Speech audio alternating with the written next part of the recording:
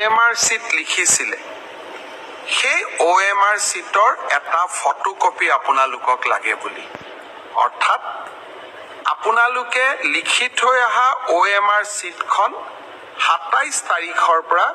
সেবাৰ কাৰ্যালয়ত আবেদন কৰি সেবাই তাৰ ধুনীয়া বিজ্ঞাপন দিব কেনেকে এডভাৰটাইজ কেনেকে আবেদন কৰিব লাগে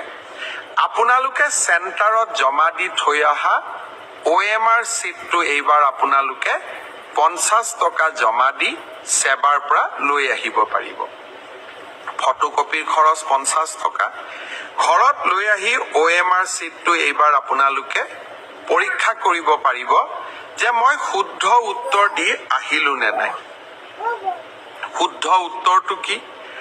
28 তাৰিখে আমি এনসাৰ কিটো সেবাৰ ওয়েবসাইটত আমি প্ৰকাশ কৰিম অৰ্থাৎ 27 তাৰিখৰ পৰা আপোনালোকে OMR চিটখন আবেদন কৰি সেবাৰ পৰা ল'ব পাৰিব 28 তাৰিখে সেবাৰ ওয়েবসাইটত এনসাৰ কি প্ৰত্যেকটো প্ৰশ্নৰ উত্তৰ কি হোৱা উচিত তাকো আপোনালোকে চাব পাৰিব অৰ্থাৎ ঘৰতে বহি মইনো কিমান নম্বৰ পালো OMR চিটখন হাতত উলিয়াই লওক এনসাৰ কি লগত মিলাই চাওক আৰু 100ৰ ভিতৰত 50ৰ ভিতৰত মই কিমান নম্বৰ পালো সেয়া ঘৰতে বহি মই হিসাব উলিয়াই ল'ব পাৰিম অৰ্থাৎ ৰিজাল্ট দিয়ালৈ অপেক্ষা কৰিবই নালাগে ভাৰতৰ কোনো প্ৰদেশতে এনেকুৱা সিদ্ধান্ত আগত গ্ৰহণ কৰা হোৱা নাছিল OMRৰ কপিও পাব আৰু এনসাৰ কিটো উপলব্ধ হ'ব এতিয়া আৰু এটা আমি স্বচ্ছতাক আৰু এখোজ আগুৱাই লৈ যাব খুজিছো এনসাৰ কিটো আপোনালোকে চাই পেলাই মনত খুদুৱনি লাগিলে যে এইটো প্ৰশ্নৰ এইটোতো উত্তৰ নহয় উত্তৰটো বেলেগহে হ'ব লাগিছিলে 500 টকা দি আপোনালোকে সেবাক জনাব পাৰিব যে আপোনালোকে প্ৰস্তুত কৰা উত্তৰটো ভুল হৈছে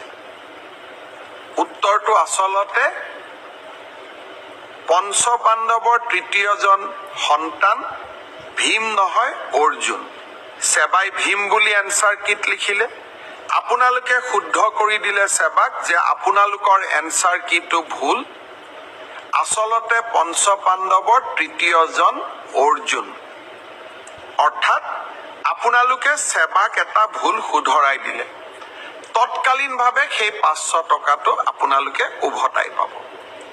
500 টকাটো আমি এই কাৰণে ফিজ লৈছো নহলে সকলোৱে এনসাৰ কিটো ভুল বুলি হাৰাশাস্তি কৰাৰ ৰাস্তাও ল'ব পাৰে যাতে হাৰাশাস্তি কৰাৰ ৰাস্তা নলয় সেইবাবে আমি এটা 500 টকা ল'ম কিন্তু যদি আপোনালোকৰ পৰামৰ্শ শুদ্ধ হয় আমি সেই 500 টকাটো উভতাই দিম অৰ্থাৎ আজি মই স্বচ্ছতাৰ দিশত তিনিটা কথা ক'লো অহা 27 তাৰিখৰ পৰা স্বচ্ছ পৰীক্ষাৰ ক্ষেত্ৰত মই তিনিটা নতুন সিদ্ধান্ত আজি মই ঘোষণা কৰিলো এটা হল যে আপোনালোকে OMR চিটটো যিটো চিটত আপোনালোকে আনসাৰ কৰি আহিছে তাৰ ফটোকপিটো অহা 27 তাৰিখৰ পৰা আপোনালোকে সংগ্ৰহ কৰিব পাৰিব সেবাৰ কাৰ্যালয়ৰ পৰা তাৰ প্ৰচিডিউৰটো বিজ্ঞাপনত আহিব 50 টকা দি আবেদন কৰিব লাগিব 50 টকাও ফটোষ্টেটৰ খৰচ দ্বিতীয়তে 28 তাৰিখে আপোনালোকে এনসাৰ কিটো পাব যাতে OMR আৰু এনসাৰ চিটটো মিলাব পাৰে আৰু এনসাৰ কিটোত যদি আপোনালোকে কিবা ভুল দেখে সেইটো আপোনালোকে সেবাক জনাব পাৰিব 500 টকা দি আৰু আপোনাৰ পৰামৰ্শ বা আপুনি যেটো ভুল বুলি কলে হি যদি বিশেষজ্ঞসকলে সঁচাই ভুল বুলি কয় আমি আপোনাক সেই 50 টকাটো উভতাই 500 টকাটো আমি উভতাই দিম একাংশ পৰীক্ষাৰ্থী আমাক প্ৰশ্ন কৰিছিল যে OMR চিটত ফটোটো কিয় দিছে মই চালু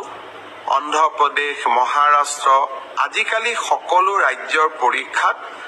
OMR চিটৰ লগত ফটোটো দিয়ে যাতে এজন পৰীক্ষাৰ্থীৰ নামত আন এজন পৰীক্ষাৰ্থীয়ে পৰীক্ষাত অৱতীৰ্ণ হ'ব নোৱাৰে। আজি মই সেৱাৰ বিষয়াসকলৰ লগত কথা পাতিছিলোঁ। তৃতীয় শ্ৰেণীৰ OMR চিট ইতিমধ্যে বনোৱা হৈ গ'ল ড্ৰাইভাৰ বা তৃতীয় শ্ৰেণীৰ আন পোষ্টৰ কাৰণে। আপোনালোকৰ মনোভাৱক, কাৰণ বহুতে কৈছিল যে আমাৰ আইডেণ্টিটিটো ৰিভিল হ'ব পাৰে। আপোনালোকে কোৱা কথাটো নিশ্চয় কিছু মেৰিট আছে। সেই ভৱিষ্যতৰ ৰিক্ৰুটমেণ্ট পৰীক্ষাত, ADRE পৰীক্ষাত OMR চিটত ভৱিষ্যতে ফটো লগোৱা OMR চিট ব্যৱহাৰ নকৰিবলৈ মই সেৱাক পৰামৰ্শ দিছোঁ। তেওঁলোকে মোক কৈছে যে ছাৰ 29 তাৰিখৰ পৰীক্ষাত এয়া সম্ভৱ নহ'ব, কিন্তু নৱেম্বৰৰ পৰা যি অক্টোবৰত যি আমাৰ পৰীক্ষা হ'ব তাত আমি OMR চিটত ফটো নাৰাখোঁ। অৰ্থাৎ এইখন চৰকাৰক কোনোবাই ইতিবাচক সমালোচনা কৰিলে, ইতিবাচক পৰামৰ্শ দিলে তাক গ্ৰহণ কৰাৰ সততা আৰু সাহস আমাৰ আছে। কাৰণ মই সদায় বিশ্বাস কৰোঁ মুখ্যমন্ত্ৰী বা চৰকাৰ ৰাইজৰ ওপৰত নহয়, মুখ্যমন্ত্ৰী বা চৰকাৰ ৰাইজৰ তলত।